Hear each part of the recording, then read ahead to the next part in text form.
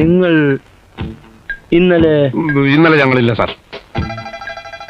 അതല്ല, ഇല്ല സാർ, ഞങ്ങൾ ഇന്നലെ ഇല്ല സാർ. റോഡിൽ വെച്ച് എടാ, പാമ്പ് കടിച്ച് എന്നെ ഇടിവെട്ടി. പഴഞ്ചൊല്ല് തിരിഞ്ഞുപോയി മുതലാളി. ഇടിവെട്ടിവനെ പാമ്പ് കടിച്ചു. പഴഞ്ചൊല്ല് തിരുത്താനല്ല ഞാൻ നിന്നെ വിളിച്ചത്. അല്ലേ, ഞാൻ വല്ലാത്തൊരവസ്ഥയിലാണ്. ഞാനും അവസ്ഥയിലാണ്. നിനക്കെന്താ അവസ്ഥ? അല്ല, മുതലാളിയുടെ അവസ്ഥയാണല്ലോ എന്റെ അവസ്ഥ. പ്രമേങ്ങി വന്നേ. എന്താ? നിനക്കെന്നോട് സ്നേഹമുണ്ടോ? മുതലാളി, പഞ്ചസാരക്ക് മധുരമുണ്ടോ, കൈപ്പയ്ക്ക് കയ്പുണ്ടോ, ഉപ്പിന് ഉപ്പുണ്ടോ എന്നൊന്നും ചോദിക്കേണ്ട കാര്യമില്ല. നിനക്ക് എന്നോട് യഥാർത്ഥ സ്നേഹമുണ്ടോ പ്രേമ? 4 വർഷം മുമ്പ് പണിയന്വേഷിച്ച് ടൗണിലെത്തിയ ഞാൻ വിശന്ന് പൊരിഞ്ഞ് ഒരു പീഡികത്തിനെ കിടക്കുമ്പോ മുതലാളി എന്നെ വിളിച്ചുകൊണ്ടുപോയി ചോറ് വാങ്ങി തന്നു. പിന്നെ എനിക്ക് പണി തന്നു. ബാക്കിയൊന്നും ഞാൻ പറയുന്നില്ല. മുതലാളി ഇപ്പൊ ഇത് ചോദിക്കാൻ കാരണം? പ്രേമ, എനിക്ക് നിന്റെ സഹായം വേണം. മുതലാളി, ഞാൻ നന്ദിയുള്ളവനാ. ആ നന്ദി ഞാൻ എന്നും കാണിക്കും, എന്തും ചെയ്യും. പറഞ്ഞു. ഞാനൊരു കല്യാണം കഴിക്കണം മുതലാളി. അല്ല, ഇതിൽ കുറച്ച് പ്രശ്നങ്ങളുണ്ട്. ഉണ്ടാവട്ടെ. അതൊരു രജിസ്റ്റർ മാരേജ് ആയിട്ടേ നടക്കൂ. അങ്ങനെ നടന്നാ മതി. അത് നടക്കണമെങ്കിലേ രജിസ്റ്റർ ഓഫീസിൽ പോണം. അതല്ല, വീട്ടുകാർക്കൊക്കെ എതിർപ്പാ. അപ്പൊ ആരും കാണാതെ അവളെ കടത്തിക്കൊണ്ട് വരണം മുതലാളി. ഒറ്റയ്ക്ക് അത് ചെയ്യാൻ എനിക്ക് ധൈര്യമില്ല. അതിനാ എനിക്ക് നിന്റെ സഹായം ആവശ്യം. സോറി മുതലാളി, ഇക്കാര്യത്തിന് എന്നെ കിട്ടില്ല. പ്രേമ, നീയല്ലേ പറഞ്ഞത് നന്ദി ഉണ്ട്, എന്ത് സഹായം വേണേലും. പക്ഷെ ഇത് പറ്റില്ല. അന്ന് ആ കുട്ടിയുടെ കത്ത് വന്നപ്പോ മുതലാളി പറഞ്ഞു, മറ്റേ കത്താണോ മറച്ച കത്താണോ എന്ന് മുതലാളി തീരുമാനിച്ചോളാമെന്ന്. അധികം സ്വാതന്ത്ര്യം എടുക്കരുത് എന്ന് താക്കീതും ചെയ്തു. അതന്ന് അങ്ങനെ അല്ല, ഞാൻ വേറെ എന്തും ചെയ്യാം. എനിക്കന്ന് അത്രക്ക് ഫീൽ ചെയ്തു മുതലാളി. Sorry Prema, I am really sorry. നീ ഈ കാര്യത്തിൽ എന്നെ സഹായിക്കില്ലേ പ്ലീസ്? അപ്പൊ എനിക്ക് സ്വാതന്ത്ര്യം എടുക്കാം. നീ അവളെ കടത്തിക്കൊണ്ടുവന്ന് കല്യാണം കഴിപ്പിച്ച് വീട്ടിൽ കേറ്റുന്നവരെയുള്ള കാര്യം പ്ലാൻ ചെയ്തോ?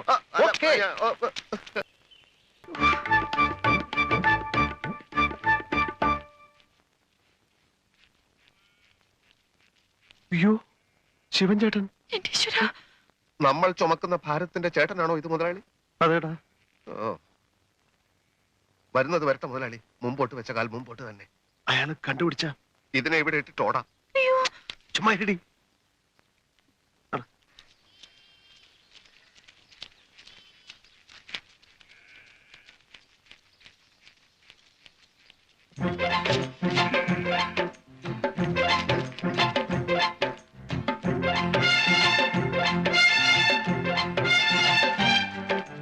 മുതലാളി കൈ കഴക്കുന്നു. ഞാനിപ്പോ താഴെ ഇടും. ചുമ്മാ ഇരടി. ഇട്ടാ ഞാൻ അവനെ കൊല്ലും. മുതലാളി, അയാൾ ഇപ്പോഴും പുറകെ ഉണ്ടോ? ഓടാ.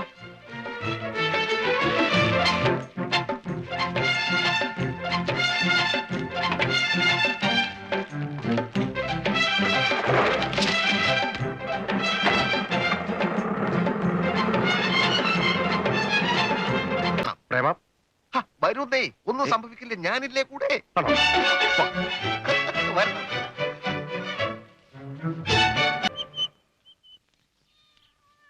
എന്താ എന്നെ രക്ഷിക്കണം മുതലാളി. എന്താ സേവ് നിന്നെ പിരിച്ചു വിട്ടോ? എന്റെ വീട്ടിൽ നിന്ന് എന്റെ അച്ഛനും അമ്മ എന്നെ പിരിച്ചു വിട്ടു. ഓ, നീ അവരെ ധിക്കരിച്ചു വല്ലതും ചെയ്തു കാണും. എങ്കിൽ അവരെ കുറ്റം പറഞ്ഞിട്ട് കാര്യമില്ല. അതിനിപ്പോ ഞാൻ എന്താ ചെയ്യേണ്ടത്? എന്റെ സങ്കടം പറയാൻ എനിക്ക് വേറൊരു സ്ഥലമില്ല വലിയ മുതലാളി. ആട്ടെ, താൻ എന്ത് കുറ്റമാ ചെയ്തത്? സ്നേഹിക്കുന്നത് കുറ്റമാണോ? നോക്കിയും കണ്ടും സ്നേഹിച്ചില്ലെങ്കിൽ സ്നേഹവും ഒരു കുറ്റമായെന്ന് വരും. ഇതങ്ങനെയല്ല വലിയ മുതലാളി. നോക്കിയും കണ്ടും ചെറുപ്പം തൊട്ട് ഞാനൊരു പെൺകുട്ടിയെ സ്നേഹിച്ചു പോയി. പെൺകുട്ടിയുടെ ആൾക്കാർക്കും എന്റെ വീട്ടുകാർക്കും എതിർപ്പൊന്നുമില്ലായിരുന്നു. പക്ഷെ ഒരു പ്രത്യേക സാഹചര്യത്തിൽ ആരോടും പറയാതെ എനിക്ക് ആ കുട്ടിയെ രജിസ്റ്റർ മാരേജ് ചെയ്യേണ്ടി വന്നു. ഏത് രക്ഷിതാക്കളെയും അത് വേദനിപ്പിക്കും. തന്നെ വീട്ടിൽ നിന്ന് ഇറക്കി വിട്ടതിൽ തെറ്റൊന്നുമില്ല. അപ്പൊ ഇത്രയും കാലം സ്നേഹിച്ച പെൺകുട്ടിയെ ചതിക്കണം എന്നാണോ? എന്നല്ല. ശരി മുതലാളി, ഒരു തെറ്റ് പറ്റിപ്പോയി.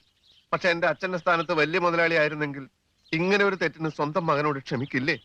ഞാനാണെങ്കിൽ ക്ഷമിക്കും. എന്റെ അത്ര വിവരം നിന്റെ തന്തയ്ക്കും തള്ളയ്ക്കും ഉണ്ടെങ്കിൽ അവരും ക്ഷമിക്കും. കറക്റ്റ്. അതായത് ഇങ്ങനെ ഒരു സംഭവം ഇവിടെയാണ് നടന്നിരുന്നതെങ്കിൽ മഹാമനസ്കനായ മുതലാളി മകനോട് ക്ഷമിച്ചേനല്ലേ? അതെ. എനിക്കത് കേട്ടാ മതി. മുതലാളി, ഇങ്ങ് കേറിപ്പോര്.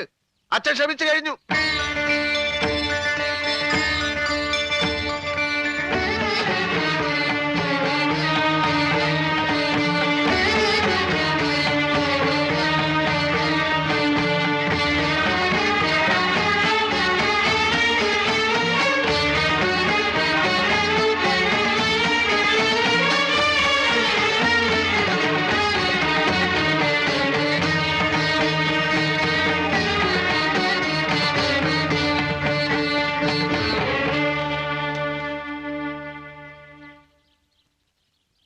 മറ്റൊരു മാർഗവും ഇല്ലാതായി പോയി അച്ഛ. ഓർക്കണം,